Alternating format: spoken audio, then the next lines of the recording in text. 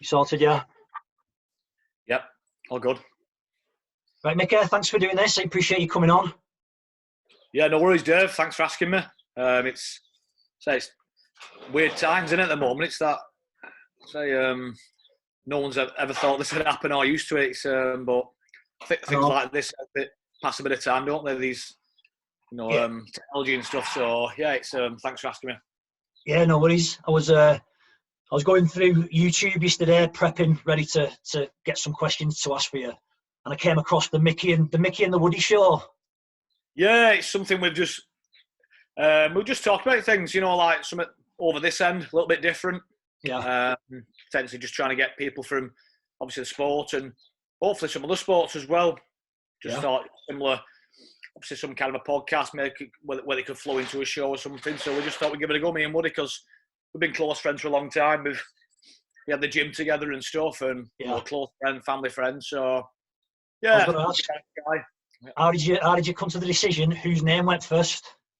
Do you know what? I'm really surprised he's put my name first, Woody, to be honest. I weren't expecting Mickey and Woody. We've got a fella who helps us out, Dave. He's a big Warrington fan, Dave Ditchfield. He's been brilliant, sorted it all out, and he kind of put like Mickey and Woody. I think Woody must have just got along with that. But he'll tell you, he probably won't be happy about it, but it's tough now. It's out there. That's it. Stuck on it. You can't change it now. No. So we're going to hopefully try and work through a bit of your career and touch on some points and some memories, and try and make it like a bit of a comprehensive story of your career. So first of all, let's take us back to the beginning. You're a local lad, local Leigh lad. Was it always going to be rugby? I think so. Yeah. I started playing rugby. I think my dad took me down when I was about 6 or 7, and I always remember my dad saying that I think from the first minute I took you, I could see that you loved it.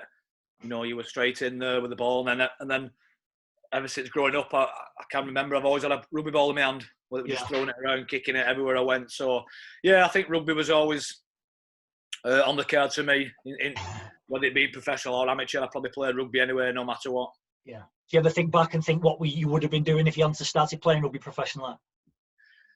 Yeah, obviously, leaving school, I never envisaged being a professional rugby player. I still like playing and stuff, but I actually went to be an apprentice plumber. Right.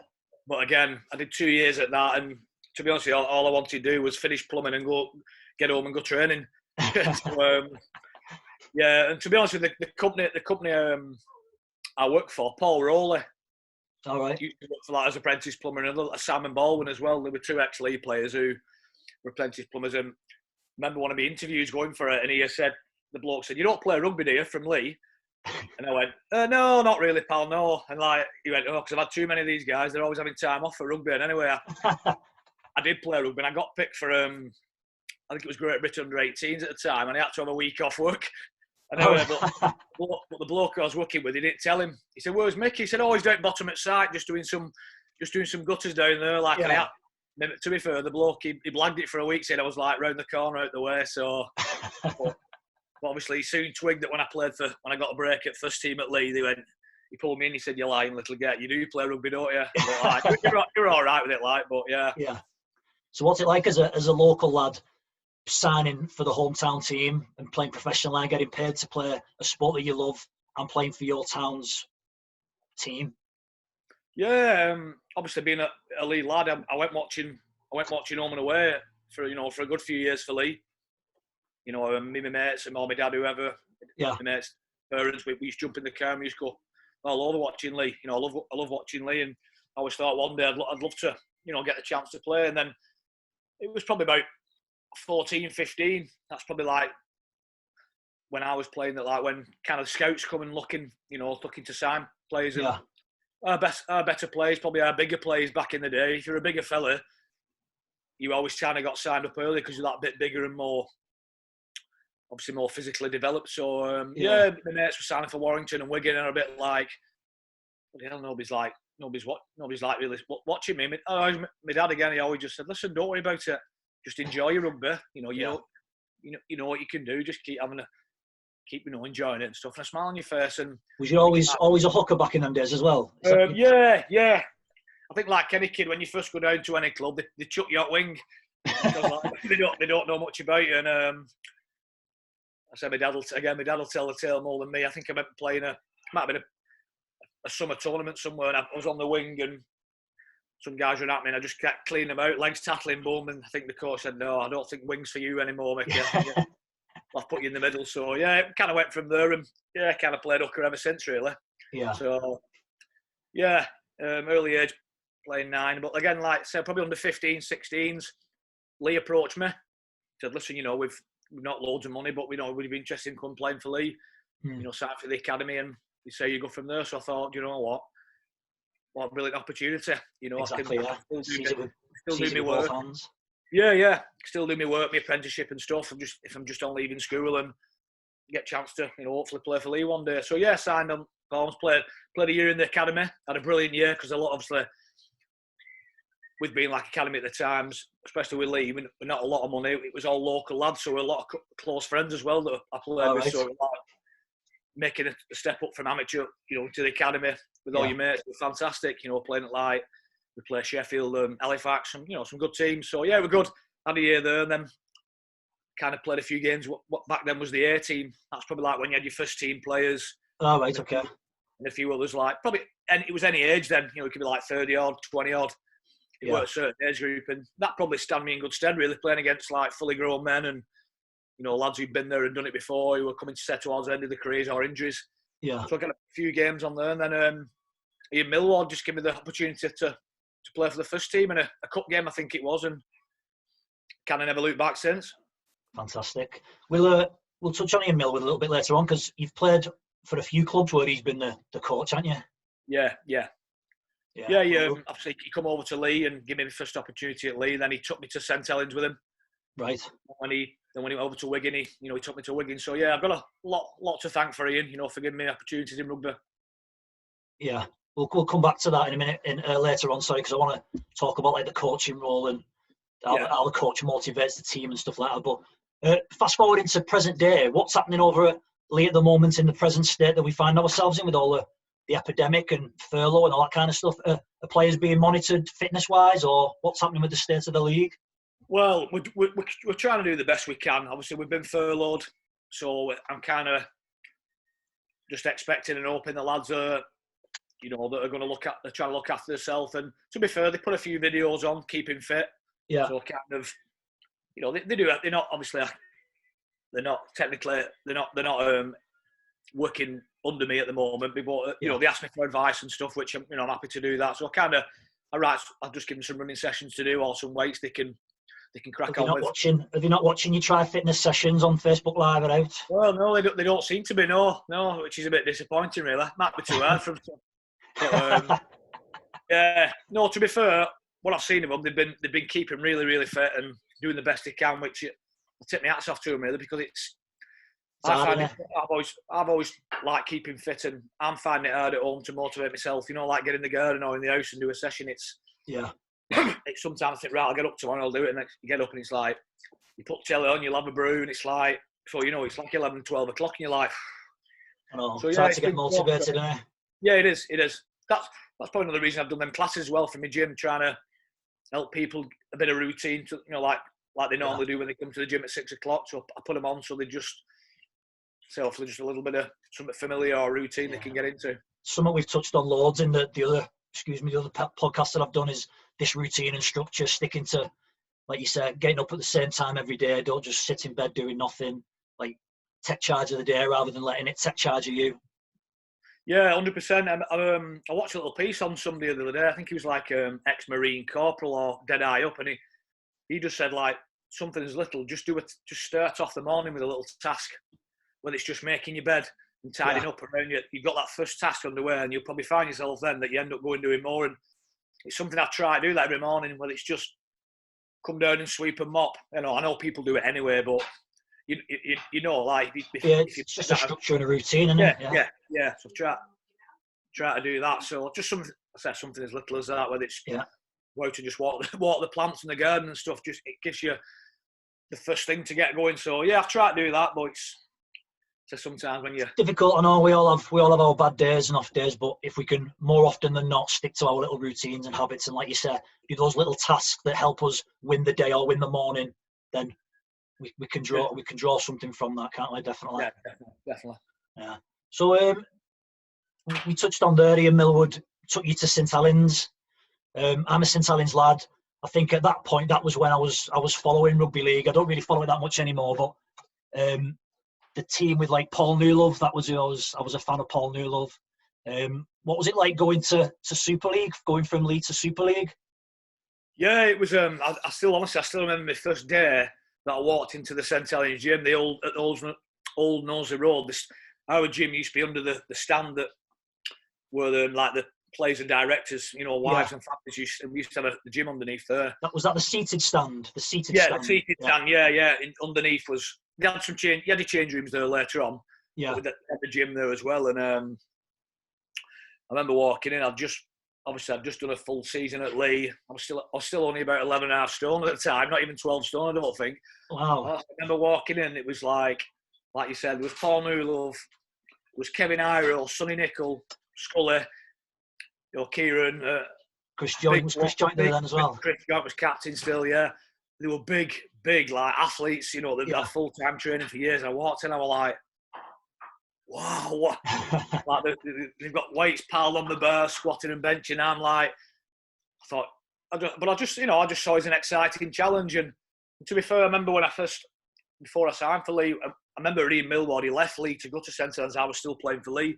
Right. He said to me at the time, I said, I'd love to take you with me, mate, but at the moment, I don't think you won't play any games. So, just keep developing at Lee and we'll see what happens. So, kind of didn't think anything of it. Then obviously at the time, he come in and signed me, and yeah, I fitted in straight away really. And probably like, they still had some old school players back there. Then you had like your Anthony Sullivans, Tommy Martin, and all them. They kind of like, probably not sure you get away with it these days, but you kind of had to earn your stripes. Right. Like it just shows how times have changed now. Like I walked in and I didn't just throw my bag down in the corner and pick a seat. It was like I walked in, popped my head where all the senior players were, and I thought, right, best not go in that changing room. So I went to the one where more like the younger lads were situated in the other, like dressing room for training. Just little things like that. And it was probably until like my first game I played. We played Whitehaven away in the Challenge Cup, and I think I might even got man of match, and it was all like you'd been accepted. It was like the older ones were like, all right, Mickey, well done, pal. It was all like you're in part of the team. It was like it was just different. But you kind of earn your stripes, and luckily I did it pretty sooner rather than later. And I had 5 fantastic years there, really brilliant teams. I was watching the 2002 grand final when Sean Long got the drop goal in the last like seconds. Was that your first like piece of silverware there? Yeah, it was. Yeah, it was my first major final. That because obviously I'd been with the club since the 2001 season, and I didn't play. I'd only just signed, and they played Brisbane in the World Club Challenge in 2001. I was 18th man, to be honest, so I didn't expect to play in that game. But again, it was all part of the learning experience for me. And then, I broke through, and then 2002 I ended up playing regular, and we got to the grand final. Yeah, and it was a special night. And to be honest, it's like a blur. It goes that quick. The grand final, it's frightening. It's frightening how quick it went. Yeah, and I say it was touch and go that game. Bradford were right up there as well. They were a quality team back then, and we always had great battles with them. And I said that grand final was no different. And fortunate for us, Longy, I think second time lucky, slotted one over, and that was Paul Deacon had a couple of chances, put them over for one as well. I remember I chased out and put kick pressure on him and just grabbed hold of him, and he just hooked it wide. Oh, right. I always remember that, and like I always think to myself, everybody remembers like Longy's drop. Well, they don't remember me sprinting out and putting Paul Deacon off. But I'm sure the lads do. But yeah, it's funny you mention it because me and my youngest Alex were just flicking through the day, obviously just watching things because of the time you're at home and stuff. Yeah. And I said, come on, we're watching this one, the O2 grand final, and yeah, it was nice to look back. This the skinny little 21-year-old there running around at Old Trafford. Yeah, it's fantastic. How long does it take to sink in something like that, a victory? And does it sink in straight away, or does it take a few days after? And you think, hang on, we've we've done it like, because it's a long slog of a season as well, isn't it? Or it was. Yeah, it is. I think that's why I think like when some people said to me, "What would you prefer, Challenge Cup or the Grand Final?" And I'm like, "No, don't get me wrong. The Challenge Cup's so much history and like charisma about rugby league. Going to Wembley, the Challenge Cup, it's like your FA Cup, innit? But rugby, it's brilliant. But for me, if I had to choose one, I'd probably choose the Grand Final. Just think because all that hard work from starting November when you're running up hills, you're wrestling with your mates, and you're bleeding in training, and you're smashing each other, and you're going home absolutely sore as a boil, and and then the season's always that long season. I think that that pinnacle at the end that you've got made all the way to the Grand Final. For me, I think it just edges it, and I think when you're younger as well, you probably don't appreciate it much. I think like when I was young and just wanted like celebrating, go and have a drink after it. But like I think when you get older, you kind of, certainly when I won the Challenge Cups at Warrington, I kind of appreciated it more, and I think it meant more to me as well then. Yeah. How much does it take? Because, like you said, I don't know if people do appreciate it, and I certainly have got no sort of reference to it. How much does it take out of your body, physically and mentally, going through that long of a season and then going through the playoffs and then get to the Grand Final? What does it take out of your body doing all that? Yeah, it does. It gets to you because, like, coming that back end of the season, you're probably 50-60% of players are carrying knocks. Yeah. What I think what a lot of people don't see is like how much strapping's going on at that time of season. Even like needles for like injuries. Lads having needles and for like cortisol injections and all that. Yeah, cortisone because they're carrying injuries. Because you don't want to miss. You don't want to miss that end of the season. Yeah. Every game's important, but I think when you start leading up to that, you call it the business end, where it's playoff time and it's got that feel about it. That it's just starting going back into September, October. Then you feel, I don't know, the feel just changes for me, and it's brilliant to be part of it. But yeah, I think when it's all over, you don't realise that you need to switch off for a good few weeks, get yourself on holiday, but you'll find with any rugby lads, though, if they have 2 weeks off doing nothing, they start bleeding, the reds start going. It's crazy, yeah. Yeah, they probably, as much as they want to have time off, I think more than 2 weeks doing nothing, they get into like, again, routine and bad habits and that. So that's why you'll probably see that a lot of them have 2 weeks off and go on holiday, and then they'll start back on themselves. Yeah. Like training ticking over themselves, which I suppose it's what your body's used to, isn't it? Yeah, definitely, yeah. And I think there's a certain mentality that you have to play at like the top professional sports, even like MMA fighters and boxers, professional boxers. If they're not in a training camp, they find it hard to motivate themselves to. They need to be in the gym, otherwise they would start going into these like negative behaviour patterns and stuff like that. And I'd imagine it's similar for rugby players to a certain degree. Yeah, it is, and I think you don't realise it till it's finished and it's gone. You're being told what time to get to work, what time you're doing your weights, what time you're training. Yeah. What time you're back on after. And when you've had that for myself, 20 years as a professional, suddenly when that time comes and you've got to try and make your own routines and structure it, it's difficult. It is really difficult. I remember that time when I come working for you guys at the community for a few months. Yeah. Anna was saying, listen, just get in, relax, have a drink, just sometimes you're busy, sometimes you're not, just enjoy it. I'm like, I don't know if I ever showed it or nothing, but it was like, people would be like, oh, you should be enjoying that, relaxing, not too much work on that, having brews, taking your time. But like, on the inside, I was like, what can I do here? We're like, well, again, it's out your comfort zone, isn't it? It's completely out your comfort zone. And, on totally opposite spectrums, like, not physical work, really. I go to some schools, do some coaching, which is fantastic. Yeah. Coming back but we could be in that room for like, all afternoon, but with no work, just doing a bit of work on the computer, and it was like, honestly, it was a massive shock to the system. It really was. And difficult, I know. I experienced similar when I left the MOD police, and again, it's all like routine and structure, hierarchy there. You've got your orders for the day. You know where you're going to be every hour of the day for your shift. And then coming back to an environment for the community department, and like you say, you organise your own timetable. And I was like, you can go for your dinner whenever you want. You can have breaks whenever you want. And I struggled with that transition definitely as well. So I appreciate what you're saying there. It is difficult.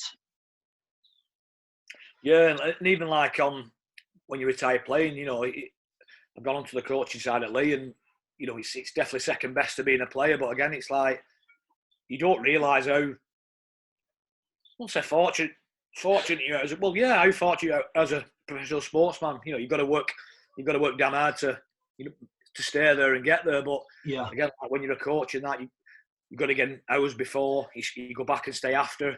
And again, just a different routine in that respect is difficult. And I think it's funny you mention it, because I was speaking to Woody the other day, and like, for me personally, just nothing comes close for me to be as being a rugby player. Right. And that's where you've got to try and find that drive to like get as close as you can to that.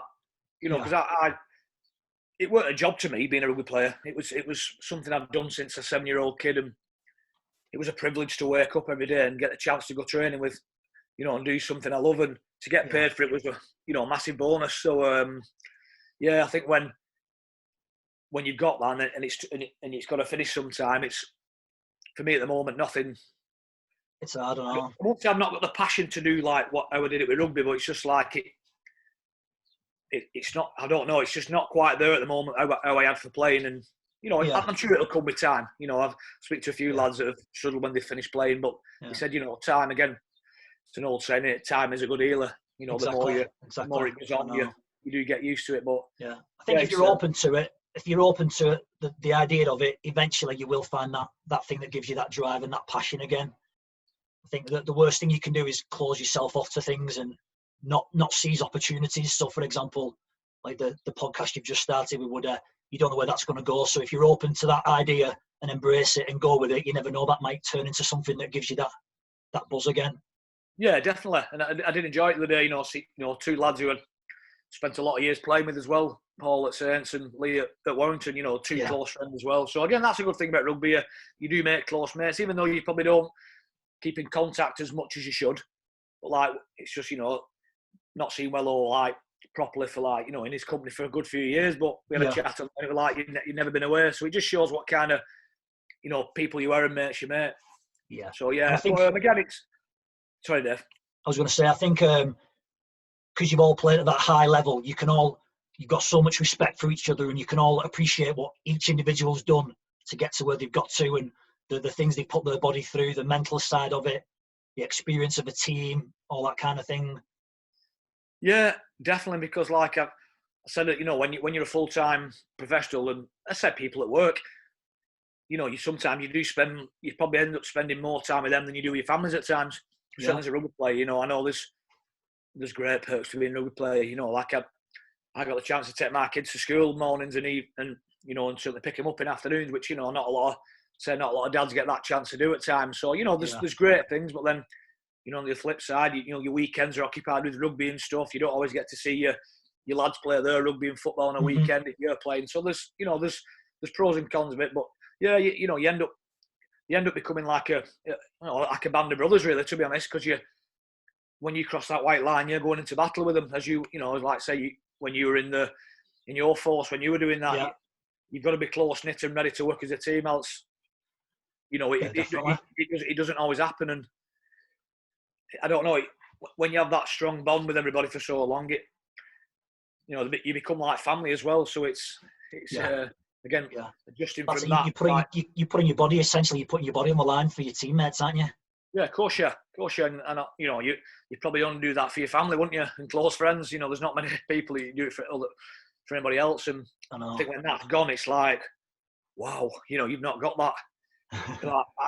I struggled like early on this year on the conditioning. I'd get the lads warmed up and do some activation stuff and a bit of speed work or whatever. And then Duffs would be right, over to me, boys. And I was stood there and I'm like, that's me done now for this session tonight. I'm like, what? Like, just stood there watching. I'm like, what the boys like get the ball out and do the team stuff. And it was like, wow, I'm never going to do that ever again. I've been doing it for 20 years. And you've just got to get your head around it. And I know. Is that something you always envisaged yourself going into, the coaching side of it? Again, when I was younger, no.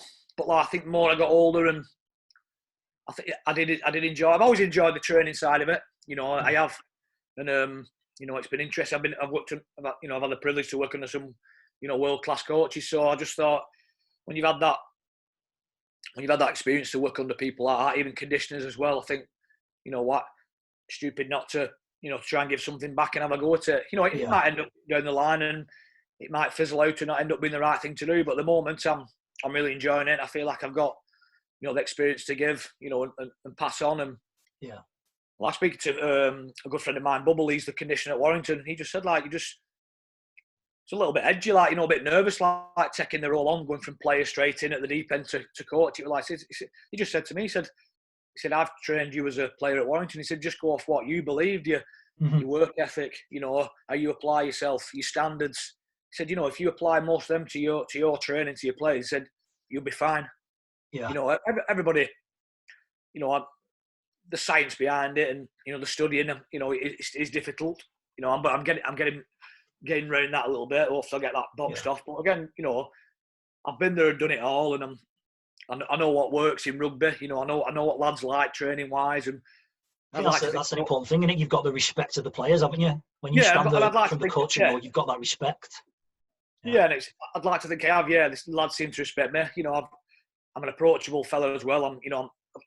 I have a laugh as well. So I try and get that balance right. We're right, come on, we'll make it fun, but as long as you do the hard work for me as well, then I think I'd like to think we've got a decent balance, certainly, you know, this year. And it's obviously prior to all this, you know, this pandemic going on, we'd made a solid start to the year. So it was going all right. It's just a shame. Yeah. I was going to touch on it a bit later on, but while you kind of mentioned it, we'll get onto it now. As a coach, and you being a player as well, when you coach someone, do you have to coach a team generally, or do you have to coach individuals, or is it a bit of both? It's a bit of both. I think you've got to know. For me, obviously, I'm relatively new to it side, but obviously, you know, I've been a captain the team for the last few years, and I've played under, you know, like I said, playing a good coach, and I've played with world class players as well. And I think a good coach has got to know his players, you know, and he's got to know how to handle his players, because, you know, coaching Gareth Hock to say, Gaz Orkan, I don't know, on the other spectrum, so like somebody, I don't know, Michael Monaghan, who's at Warrington, you know, like two different kinds of players, two different personalities, two different kinds of players, you know, both very, very talented, and like, but I don't think you could treat one like you could treat, even myself, to speak, like, I think if Tony Smith at the time at Warrington had treated Gaz like he'd have treated me, Gaz would have ended up probably punching his lights out or walking away. But like with me, Tony knew that I could take it. He could almost sometimes make an example of me, and he'd take me up and say, listen, Mickey, there's a clip here, I might just show you because I know you can take it. Yeah. We might end up having a bit of fun off the back of it. And he knew he could do that to me. And to be fair, I think he knew that drove me on as well, when he'd kind of say, listen, Mickey, and he knew I'd go and work hard at it. Yeah. But sometimes, like Gaz, he'd probably spit his dummy and tell him, piss off. Do you know what I mean? It's like you've got to know to, you know. Yeah, I think coach your players, but then you've got to be in a team sport as well. You know, when you've got to bring it all together and make everybody tick as well. And how important is it to have the sort of the bigger egos or the bigger players on the team? How important is it for them to be invested in like the team sort of the team culture, to bring like the younger ones up? You get buy-in from them as well, surely. Yeah, I'm big on that, to be honest, Dave. I think it's massive, and I know some coaches don't have it, some do. Some, like, you know, a lot of coaches now and teams have like leadership groups. All right. So you pick your 4 or 5, say senior, your captain, your vice, and 2 or 3, you know, even you might chuck a younger player in there who's got like an old head on him, or, you know, excuse me. And I think that's massive, because certainly in our team, I think if you can be player driven as well, you know, because if you've got your senior players setting the standards and driving the disciplinary or whatever, then I think you know, the lads who are not willing to do that will soon get found out. So I think having good players in, you know, good professionals and, you know, some good egos in, I think it's finding that mix as well. I think that's vital. I do. I don't know if you've been watching that Michael Jordan documentary on Netflix, have you? Do you know what? I've not watched it yet, but I know Duffs and Jay and the staff have. They can't start watching it. Like, it's fantastic, and one of the biggest things I took from it was what we've just been on about, the the Chicago Bulls and Michael Jordan didn't start winning as a team. Michael Jordan was getting all individual accolades and highest points, MVP, all these records. But the Bulls as a team weren't winning until Phil Jackson, the coach, said to Michael, you need to make everybody else rise to your level. It's not all about you, it's about the team. And once he started embracing a team ethic, and including everybody else and passing the ball and working as a team, that's when they started winning championships. Yeah. And I don't know. I think I'll use, say, at Lee. I think Warrington, certainly the St Helens teams, because we had that many players that, like,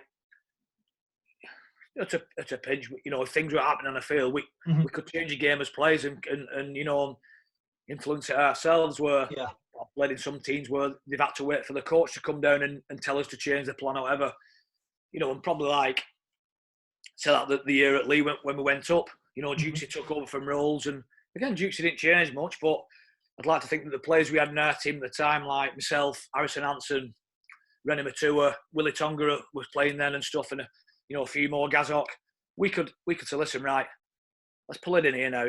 And I certainly something that I kind of prided myself on, probably later in my career, that I had the confidence to start doing that a bit more. Yeah. Early in my career, when you were young and playing with like your Sculthorpes, Cunningham, Longs, it kind of just listen to them and stuff, and and that's where you learn from that. And then when I got older, probably potentially more in that position like they were, we had that influence to say, right, well, this ain't working for us here. Yeah. Like let's do this, and I think that's, like I said, something to like experience, and that comes from having that experience. Like, you're learning, you're listening, you're not making yourself sort of. You're more of a grey man when you're starting off, aren't you? And you're learning and listening, and then once you gain that experience, that allows you to be confident enough to step up and lead. Then, doesn't it?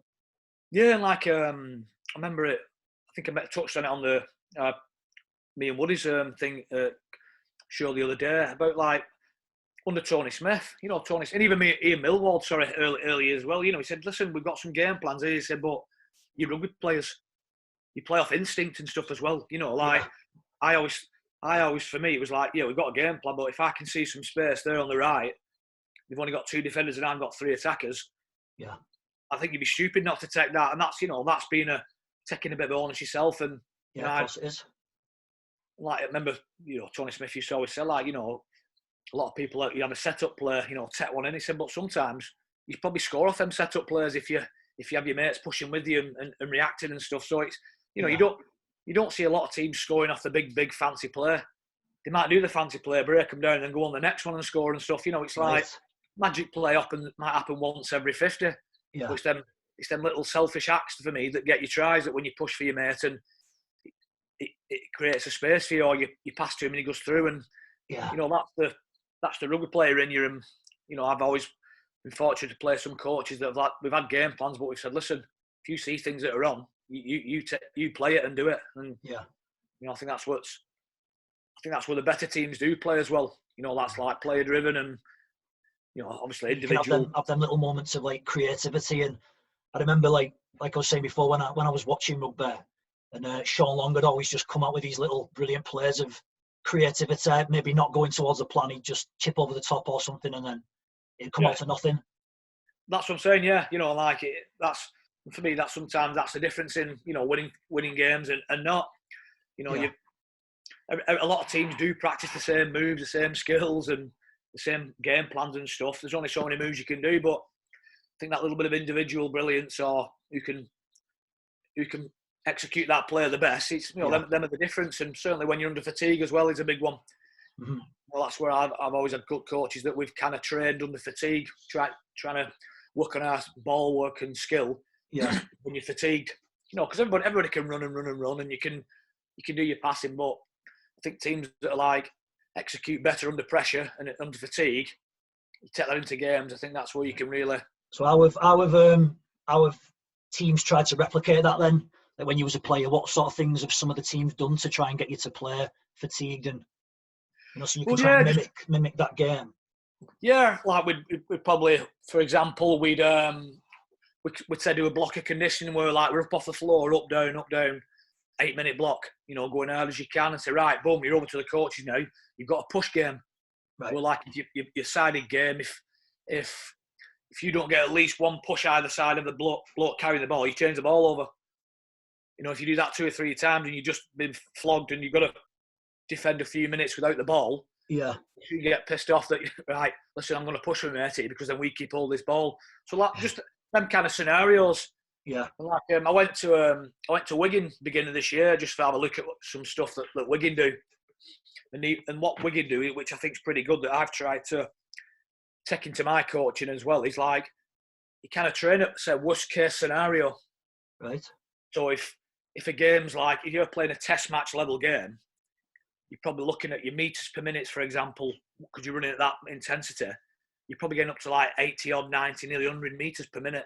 Mm-hmm. It doesn't sound a lot, but in rugby terms, it's massive. Right. So if you can kind of replicate your conditioning and your games to that standard, and hopefully when you take into games, you're well conditioned for it. So that's just an example for like that. Yeah, so that's kind of things that we kind of replicate. I remember talking to Mado, and I can't remember what pre-season training it was for, which team, but he went on like a Marine commando, like beasting. They had him in, I don't know if you was involved in that as well, but they had him in like the sea and the ocean, and they were wet all day for like 24 hours, and some people could handle it, like the mental side of it, not knowing when it was going to end, and others couldn't. Yeah, I say I've been on 1 or 2, and again struggled, but really enjoyable though on the other side of it. Yeah. It's probably again your body, probably not so much your body. Obviously, physically you go through loads, but I think them little camps and weekends are certainly to test you up there. And it probably, as a coach, it probably gives you indicators. You're right. He's a leader for me. This guy. Yeah. Well, he's probably gone on his shell a bit and let other people lead. He's not going to be a leader for me this year and stuff. So I think it's really it's certainly probably Duffs. We went this year as well. Went to one near Rivington. Bit of team building stuff, but some tough exercise stuff as well. And I think Duffs confirmed his captains from that. Our 2-day camp. Because it kind of showed them. It showed people who were, who come out and like really was leaders, and it showed a few people that like, wow, he surprised me in there. Like I think it really brings some players out that like, especially newish players that you're not sure or quiet lad in, but when he comes out and he's put against back against the walls, they kind of show some true colours in it, and it's good. It's a good eye openers. Then it's just a mental test as well to make you stronger as well. Definitely. I was reading Sir Clive Woodward's biography. When he won the World Cup with England in, was it 2003, I think? Yeah. And he was saying how before like the sort of campaign started, he took all his team out on like the Marine Commando courses, and he was looking at who started to be, at what point did people start being negative, and who started like creeping in with little insidious comments and stuff. And it was the people who he thought were like the leaders in the team were the first people to start becoming negative, and that like switched his whole starting lineup around off that basis. Yeah, it is. It's mad how kind of sometimes you think like your lads have been there, done it, or whatever, or you think that have been your main go-to men and things like that kind of show. So well, maybe not. It can have both effects. It brings out your, like say, natural leaders, but then it brings out your lads who are like, well, maybe you've not quite got it to to cut it where we want to go, moving forward. So yeah, it's I think they're a brilliant indicator. Yeah. So what I know you might not be very comfortable talking yourself up and bigging yourself up, but what qualities as a leader? Because like you said, you captain Lee for the last, is it 3 years? You captain Lee? Yeah. 3, 4 years. What sort of qualities do you think you bring out as a leader? Because again, it's a tough one because I say you know me, Dave. I'm not I'm quite humble, to be honest. I don't kind of see myself as like one of them. But I think the big one for me, like I do know I have worked with you in the community department, but I don't know you that well. And I would say that for me, it's leading by example. You know what I mean? I think a big one for me would be that you wouldn't expect anybody else to do something that you're not willing to do, and you're the consummate professional. You know what I mean? You do everything you need to, and you expect people to take you. No, cheers, Dave. And I think that's one thing I kind of realised that again when I get that little bit older. I always trained as hard as I could. I always tried to be the best I can, and I think that kind of was one of my qualities. Like certainly coming to Lee in the back end at Warrington, that I think players kind of looked to me as an example. Like if we can emulate what Mickey does in his training, how he applies himself, and even away from it as well. Never.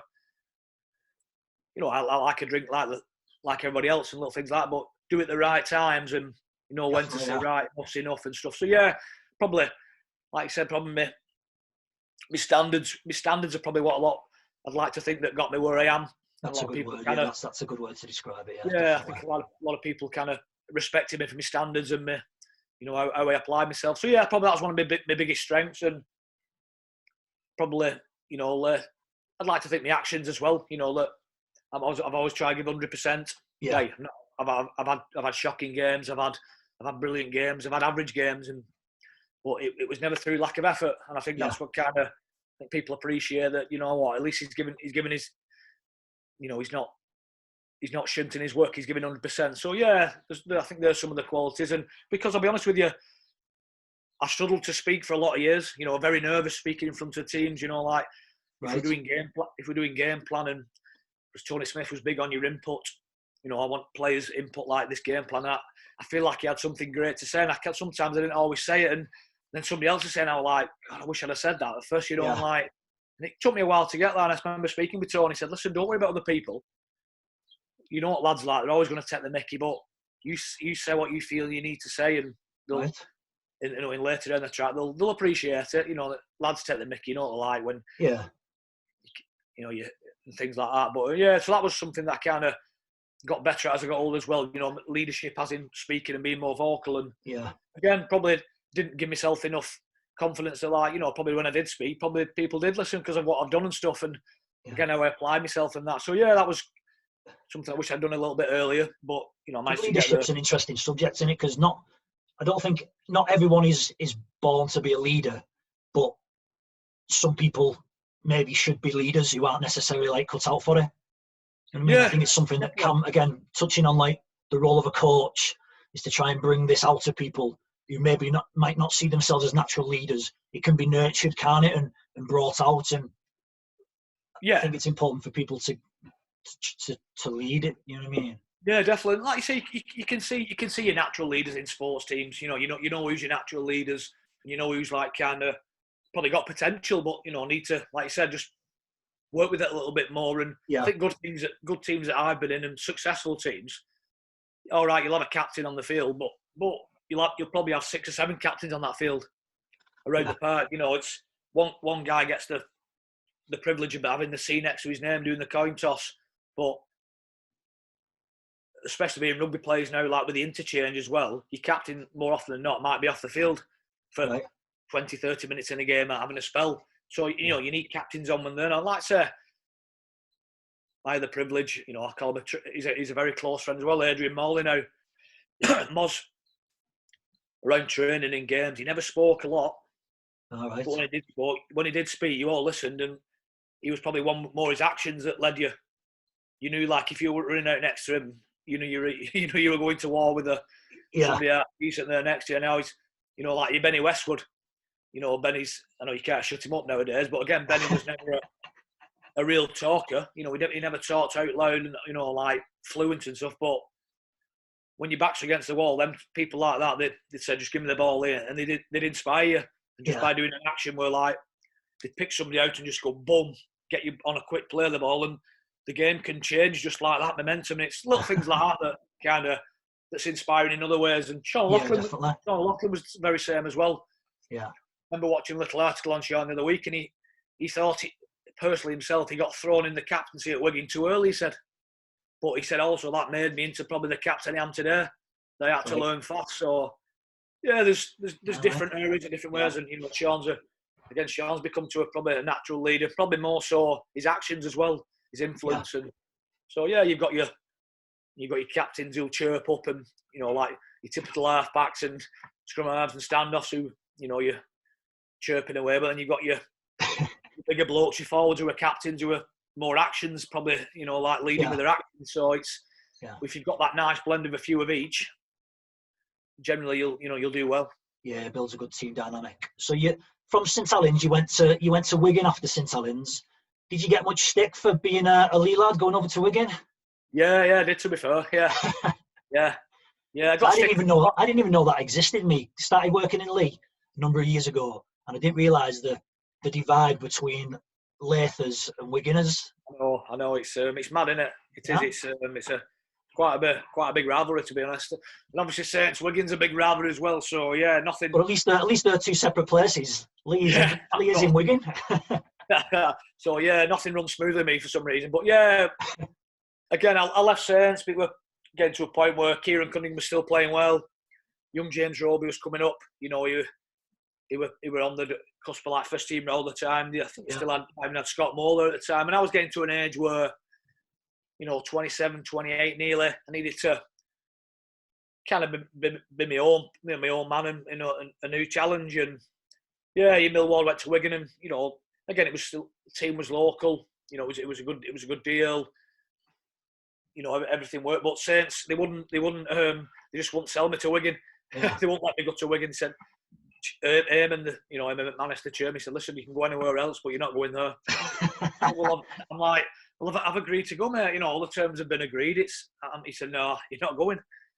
So, fortunate for me, at the time, I think Terry was making plans to make me move on to Bradford. So, kind of, they must have spoke to each other, and they did kind of a swap deal. I signed for Bradford, then swapped over to Wigan. Tez did the same. It was bizarre, really, but luckily I was on camp with Great Britain in Spain when it all happened, so I didn't really. I weren't in the background. It kind of was in the background away. So yeah, it kind of managed to get the deal done and moved on to Wigan. Yeah, I had 3 good years at Wigan.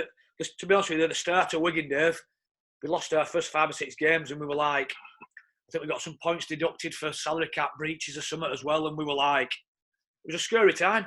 Yeah. You know, like, rugby's all you've kind of known. It was like, potential club might get relegated, you get no job, you know, like, we didn't know what was going on. And to be fair, we turned it round and we ended up having a good season, and I think we missed the playoffs by like 1 point or something. But yeah, we built on that and ended up having 3 good years at Wigan. And then from Wigan, I mean, you spoke about Warrington quite often in our conversations so far. Is maybe Warrington, like, do you have the more fondest memories of being at Warrington? Yeah, I think so. Yeah, I love. Don't get me wrong, I've played for three of the, you know, the biggest clubs in England, and it's everyone's different in their own way. And again, I enjoyed every minute of everyone because I was doing something I loved. Do you know what I mean? It were never, we weren't getting up going to work today. It were like getting up and, you know, what challenges bring today. It were brilliant. But you know, probably in my younger days at Saints, when I was at my fastest and my quickest, and you know, I loved my time at Saints. And Wigan probably made me probably not quite.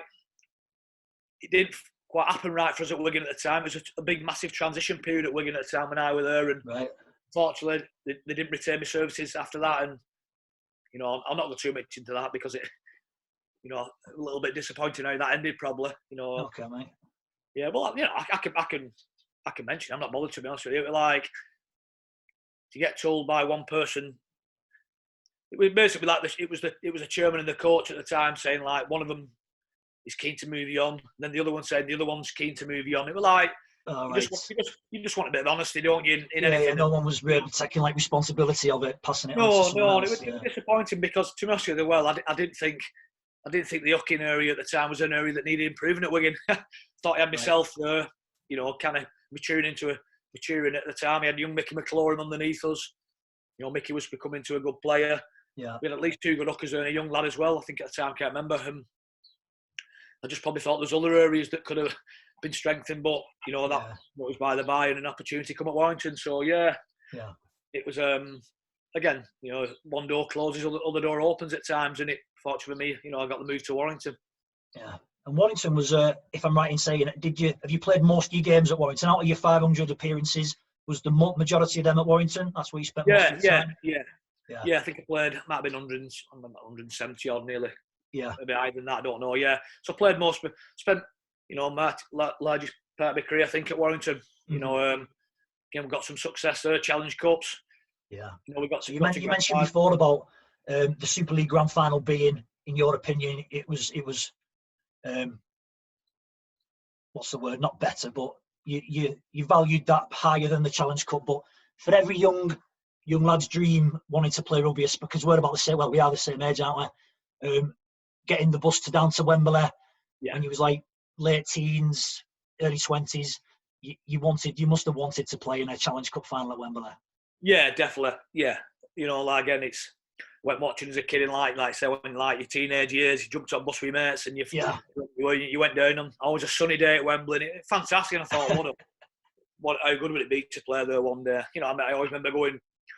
You should go on fields with the mates playing rugby, and like you used to always say, the Challenge Cup final, you're on, you know, you're scoring your tries on field playing rugby. It was always Challenge Cup, wasn't it? And so when 2009 again, we had a difficult start to that year at 2009 at Warrington, but Tony Smith come in and just really turned us round, and we got the chance. You know, we got the Wembley appearance at 2009, and I'll be honest with you, I just remember that day that I remember looking in the tunnel and I saw the Huddersfield players all lined up, and they were trying to be like bopping away, cool. Yeah, we're all right here. And I thought, you know what, you ain't going to win this today. Honestly, I remember it so clearly.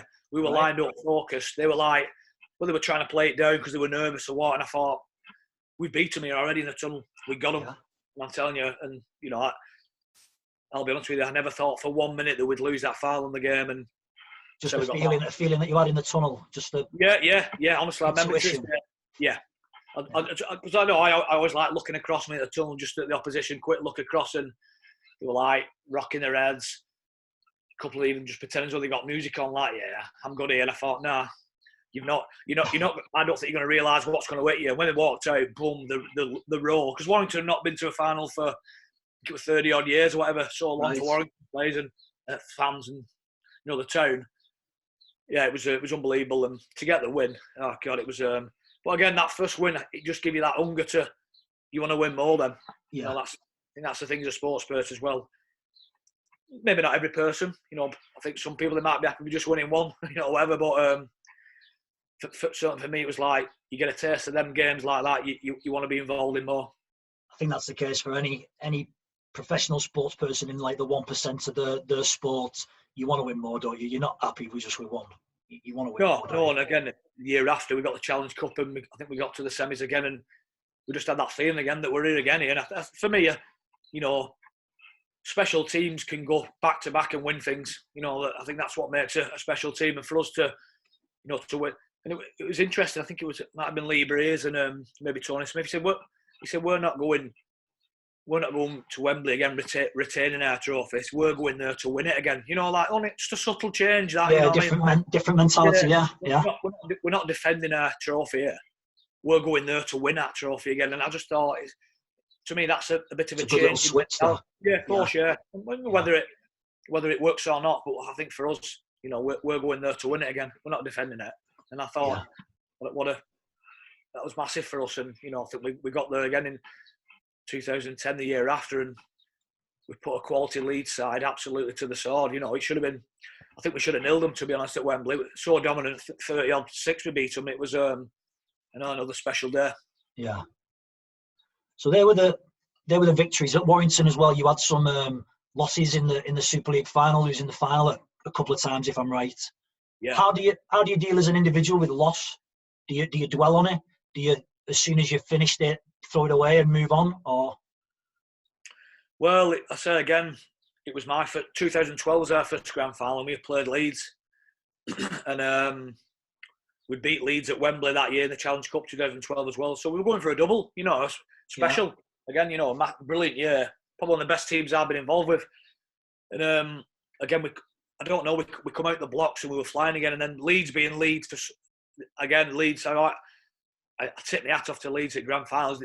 They find a way to win it. It's mad until you play against it and realise it. You could just see the wave coming, the momentum changing. It was like, wow, they're on the front foot, and we just couldn't get it back. Can you put your finger on what that change is? What it is that happens?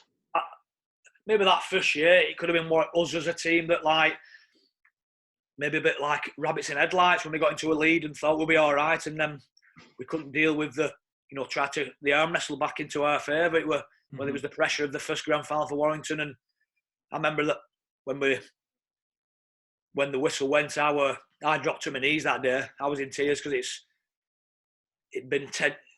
2000. It'd been 10 years since I'd been at a grand final, and I just wanted it so bad, and not to get it. It was so deflating for me. I remember I couldn't hold my emotions in. It was it was a tough time. It was a tough time, and I was flat for weeks after that. I'll be honest. I struggled to come over that one for a long time. Right. And probably only till we went back pre-season and all the lads were training again that kind of your focus switched again now, to pre-season and back in. It was that was a tough time. It was tough, because I think the desperation, the desire to get there for so long, and again, all that's the massive part of sport for me. The flip side, that all that year's hard work, and Leeds have got that grand final glory. We've worked hard all year, been one of the best teams, in that final game, it almost felt like all that hard work for nothing. But it's not for nothing. You'd sooner, for me, I'd sooner lose in a final than not get to a final. And some people are like, well, I'd sooner lose it semi and not play there. But no, you sooner get to that final and experience it. But at the time, it was like all that hard work all year, for nothing. But it weren't for nothing, because it kind of, you don't realise it spurs on for the year after. And, we got there again the year after. Yeah, exactly. When we spoke about experience before, it just builds that experience, doesn't it? So when you're in them kind of games again, you draw back on the previous experience that you've gained from that time, don't you? Yeah, and to be honest with you, again, 2013, the year after the grand final, it was a bit of deja vu. We played Wigan, but I feel the circumstances were different against Wigan. We had some tough luck. We had 2 or 3 real bad injuries that meant that we had to shuffle a team around. We lost our winger, we lost our fullback. I think if you're in a grand final against a good, young, strong, fit Wigan team, if you're losing 2 or 3 key players in key moments of a game, it's a difficult task, and you're asking them players that were out of position to play long minutes when they're not used to it. So it didn't feel as, I weren't as gutted as the year before. Don't get me wrong, I was still heartbroken that we didn't win, but I kind of knew that circumstances were different, and to be honest with you, we were winning. I think we were winning 14-6 or 16-6 at half time, and honestly, I thought it worked for our perfect first half of rugby against Wigan in the final, but the injuries in the second half and stuff, that again you could see the momentum change. But I knew that we couldn't do anything about this now. It was too much. The ball were rolling, and Wigan had the foot on the pedal, and you could find it. You kind of sense it, because against Leeds the year before, we still had a good opportunity that we could have won it, but we knew that the game had gone with 15-20 to go, and it's tough that when you're not going to win it. But it was one of them. It's a learning curve, and it's an experience. Yeah, of course. So then, from Warrington, you got the chance to move back to your hometown team again, original team. What was it like going back to Leigh, where it all started? Yeah, it was a bit surreal, really. It's always something I kind of spoke about. I said, I would like to go back to Leigh and, finish there. Not to a point where I just go and pick up a pay packet and toss it off. Do you know what I mean? And be injured for long periods, and still be competitive. You want it to still play a good part. And again, 2015 probably played 3 or 4. Oh, I don't know. I can't think how many games at Warrington, and I'd heard Leigh that had some interest because they needed a 9. They were, with aspirations to. They were looking to go up that year and stuff. And I got wind of it, and it was a difficult decision, to be honest, because I still, I had the year left at Warrington, and it was a tough decision.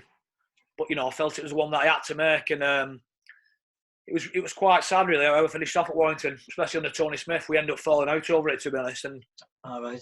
Yeah, and I say hello to Tony in that now, but it's definitely not the same as it was under Tony, and quite sad, really. It was emotional, and I just said to Tony, it's something I feel like I need to do, and he's like, he said, I understand it. I understand completely what you're saying. You're a Leigh lad and all that.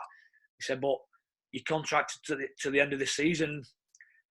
And I'm like, well, Tony, I've got potentially, if I don't make the move, I'm not going to get the contract and the deal. And what not a lot of people know is that it was unbeknown to me as well that I weren't going to get a new contract at Warrington that year, because they'd gone up to the salary cap with the new signings they brought in. And I had to get told that off another player. Right. And what was disappointing on my part is that Tony Smith didn't say that to me and kind of made me out to be the bad guy a little bit, which I can understand because I suppose you've got a contract to fulfil. You know, you kind of. And I think he was disappointed in that respect. But then on the other side, I managed to play another 3.5, 4 seasons after that, where he was probably expecting me to retire at Warrington. So it was a massive call, and I got upset at times. But I did some things that probably I didn't want to do as a player, kind of stand my ground and stuff, and wasn't me, to be honest. But I had to do it to get the move to come through. And you know, I think Tony at the time was resigned to the fact that he knew I wanted to go. My head weren't there anymore, and it wasn't like me. But you know, sometimes you've got to do some things that you go outside your comfort zone. And I parted on bad terms with Tony. It's a shame really, because you know, I think a lot of Tony, and hopefully we could sit down one day and have a chat about it and over a drink or something. And you know, you feel like you did the right thing for you at the end of the day. Yeah, I did the right thing for me and my family and stuff as well. I said that to Tony. I said, you know, it changes when you've got family and stuff, and it was the right thing for me. And you know, 5.5 years later, I'm still working at Lee, and you know, so it was the right move. Yeah. So at this point, Lee were in the first division. Is that?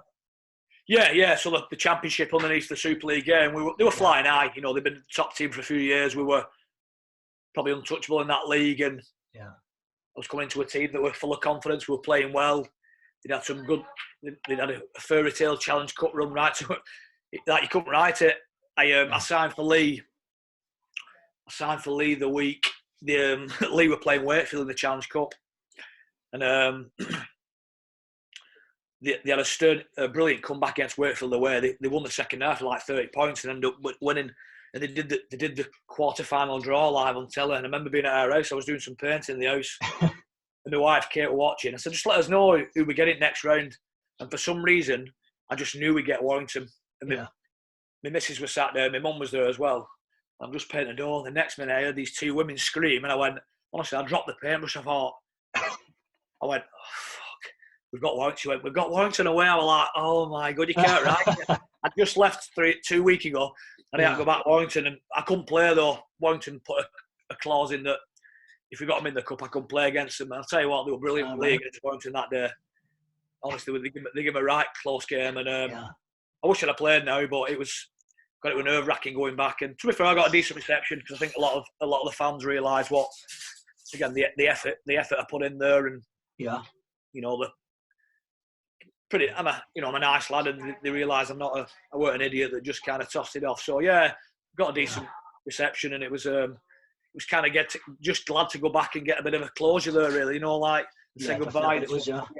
So we had a good run there, and then we got into the playoffs. They changed the playoff system, the middle eights, and we were confident going to that. You know, we had against a couple of Super League teams that were struggling at the time, but we got found out a little bit, to be honest. We didn't have that quality to real push on and do a job of it, and it was disappointing end to a year, really. I thought, you know, it kind of my aspirations to come back and get into Super League with Lee had gone, but you know, I'd not given up hope because I thought we were assembling a good squad for the year after. So I was going to say, did that just spur you on even more for the year after? Was that the year after when you got promoted? Yeah, the year after. So we had that pre-season at Lee, and that's when I got the captaincy. You know, roles. Paul gave me the captaincy, and you know, I remember we were training Lanzarote on a warm weather camp, and he pulled me to one side. He said, he said, how would you feel about captain your own town club? And I was like, oh wow, I kind of filled up on training camp. I had to go to one side with roles because he said, listen, I've done it myself, mate. He said, I know. I said, I know you're feeling. Yeah, so like the emotion there, like we're filling up, and it were unbelievable.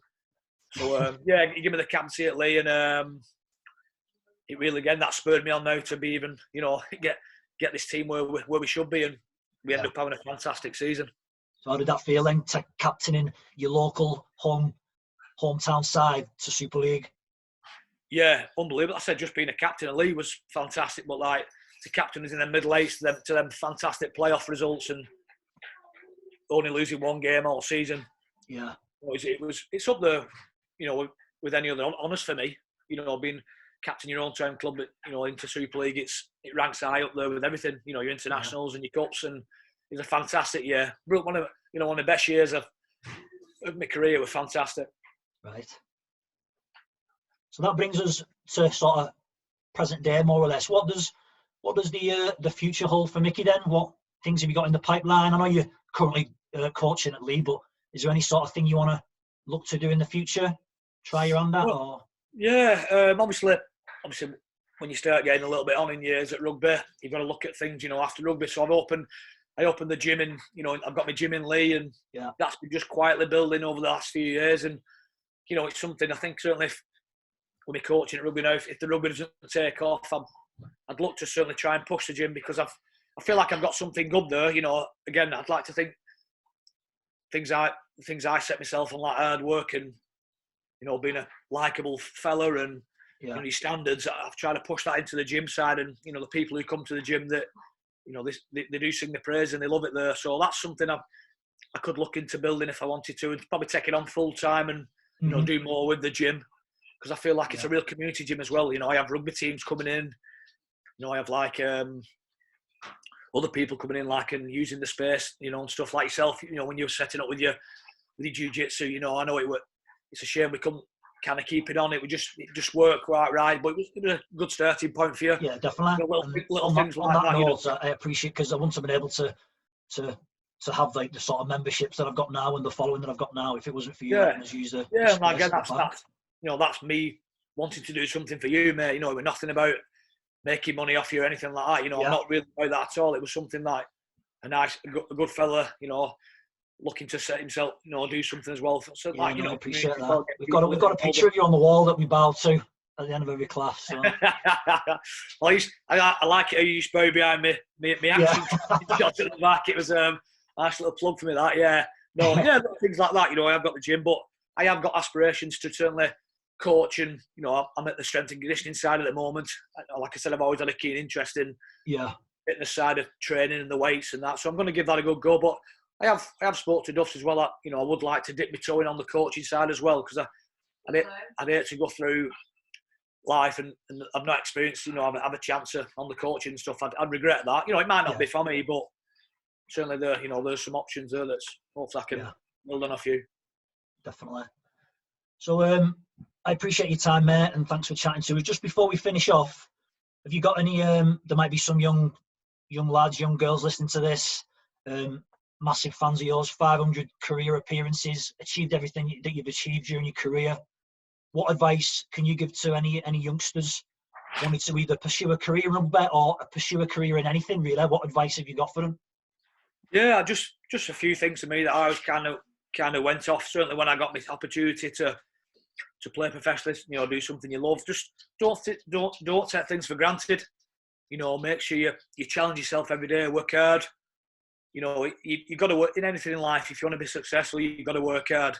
But on the flip side, try and do it with a smile on your face. Enjoy it as well. Don't get to a point where you're working too hard, where you don't enjoy something anymore. So for me, it's getting that balance of really working hard but enjoying it, and I said, don't take it for granted, and love every minute of it. And I think you can't go far wrong with a few of them things. And I said, nothing beats hard work for me, Dave. Exactly, mate. And what is it? Hard work beats talent when talent doesn't work hard, or something like that. Yeah. I know there is a saying along the lines, and I think it just sums everything up in that one phrase. There, I think it's brilliant. Yeah. Fantastic, mate. Again, I think we've just done over an hour there, and I appreciate you giving your time up. I know we've all got time on our hands, but to sit and chat to me, I appreciate it.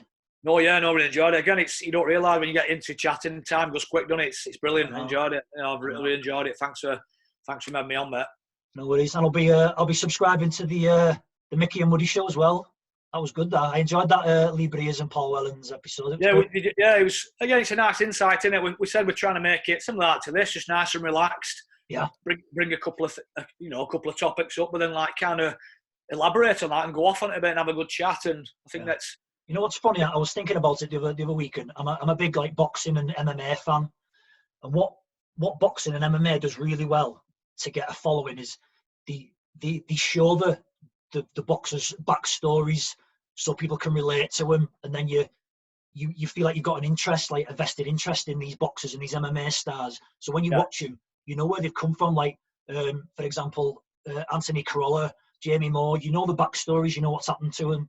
Whereas rugby league and rugby in general, I don't think offers that insight into the players' backgrounds and stuff. Whereas to show what you did, like with Lee Breers, Paul Wellens, and Woody, and that really shows the human side of the players. Yeah. So people can start relating to them then more, and then you might get people going, I'm going to go and watch rugby this weekend or week because I know that player. Yeah, that's exactly what we try to get, because you know, every interview it's like, who's toughest player played against, you know, who's your best team, you know, it's like, yeah, you kind of, for me, I don't want to keep saying that every interview and stuff. I feel like today just a good chat about like little things like when we went off and like leadership qualities and that, you know, like what makes Lee Breers tick, what makes Dave Drury tick, you know, like just things like that, and like, you know, what away from here, and you know, it's like, you know, I don't know, I think that's where you kind of, people have a real interest in that. It's like, no disrespect, people have heard the toughest player before and all that, you know, I just think it's nice. Even we're trying to get like different sports as well. So we're trying to get like a boxer on, or football or golf or anything. Just there's quite a lot. You don't realise there's quite a lot of sports there. They're into the rugby league as well. So definitely. Yeah. Touch on that, but then have a touch on like, you know, what makes them tick, and it's probably nice for us as well, as we're from a different background as well. You know, what makes you know, what focuses a golfer. You know, because we could probably take some stuff away from them as well. Yeah, so, and I think it'd be interesting to see how much you've actually got in common as well at the high levels of sport. Even though it is completely different, golf compared to rugby, there'll be a lot of traits and qualities, similarities, that you'll have. Yeah. So I just thought it was a good angle coming from that to learn the human side of the athletes, and Well, again, I think, like, I don't know, a lot of people they think you're robots, don't they? Like, you're a rugby player, you know, you've no feelings. You've been brought up like on a rugby field doing it, but you know, that rugby field was just me with the ball, man, kicking it with mate, practicing everything. You know, like Brazy said, like, you sneak onto De La Salle Field and, you know, like, you know, over gardens with the ball, and, you know, it's like, it's fascinating, that, you know, so you know, so hopefully we can get a few more on and so hopefully go all right. Yeah, so to me, well, I'll be keeping up with it anyway. I've subscribed to it, so I'll share it around and that. Brilliant. To my little following anyway. Yeah, no, I'll get on to this as well. You know, it's nice to. Who've you had on previous to this? I had a few lads who I used to work with, starting it off when I used to be in the MOD police with them. They live down south. I've had a lad who runs a gym in St Helens, Doc. Right. I've had Jamie Acton's been on. Oh, Jamie been on. How was Jamie? He was all right. He was talking about his sort of mental health stuff when he finished playing rugby and stuff like that. Like, I don't know if you know Charlie Bowling, British wrestler. Yeah, I've heard the name. Yeah. He won bronze in the Commonwealth in 2018. Yeah. He's going to be. His was recorded last week, so that goes out tomorrow. Right. Yourself, there's I've got a fella called Keith Mayer coming on next week, who's Liverpool Academy under 16s coach. All right. Good. So just trying to get interesting people to, like you said, talk about the backgrounds and that, but the human elements as well, what they've been through, what their thoughts were, and stuff like that. Brilliant. Good. But so, mate, anyway, thanks very much. No, cheers, Dave. Enjoy that, mate. Thanks for having me on. Brilliant. Yeah, no, it's interesting, mate. Thanks a lot, anyway. All right. I'll see you soon, mate. Anyway, take it easy. Yeah, stay safe, mate. I'll see you soon. All right. You too. Take care. Bye-bye. Cheers.